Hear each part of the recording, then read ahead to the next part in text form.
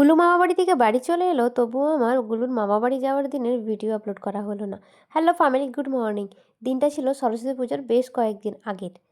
নিঃসন্দেহে আজকে আমার আর আমার বাড়ির সবার জন্য খুবই খারাপ দিন। কারণ ওই যে আমাদের বাড়ির প্রাণটাই যেন চলে যাচ্ছে। গুরু চলে যাচ্ছে মামা বাড়ি, আর আমি এদিকে ট্রেলার ক্লাসে যাব বলে তাড়াহুড়ো করে স্নানটা করে নিয়ে খেতে বসে পড়েছি। চোখ মুখের অবস্থা খুবই খারাপ। এত সকাল সকাল স্নান করে আরও অবস্থা আমার খারাপ হয়ে গেছে, একটু একটু ঠান্ডাও লেগে গেছে।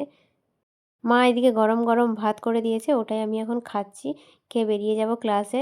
আর একদমই ভালো লাগছে না, গুরু চলে যাচ্ছে মামা বাড়ি। কীভাবে থাকবো আমরা আবার সেই কষ্টকর দিন। কি আর করা যায়, মামা বাড়ি তো যাবেই। এইদিকে গুলু ওভার এক্সাইটেড হয়ে পড়েছে, গাড়ি যে চলে এসেছে, ওর মাকে টেনে নিয়ে ওইদিকে চলে যাচ্ছে।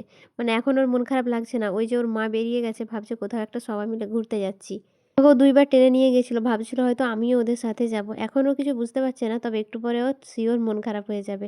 গাড়িটা ওখানে দেখে গাড়ির কাছে চলে এসছে, আর এইদিকে দেখো গুলু এখন পোজ দিতে শিখে গেছে মডেলদের মতো। এবার থেকে ভাবছি সবসময় টেলার ক্লাসেই থাকবো, গুরু না থাকলে একদম ভালো লাগে না। সারাদিন তো ওকে নিয়েই থাকা হয়। এইদিকেও মোটামুটি গাড়ির পাশ থেকে যাচ্ছে না, সারাক্ষণ ঘুরেই চলছে এরই চারপাশে। ঠাকুরকে নিয়ে এখন এসেছে, সবাইকে টেনে টেনে দেখা যাচ্ছে যে গাড়িটা আসছে।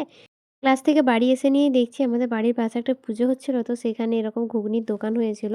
ওইখান থেকে ঘুগনি নিয়ে এসেছি, আর কালারটা দেখো একদম লাল টকবক করছে। আমার একদম ভালো লাগে না অতিরিক্ত তেল আর এইসব কালার।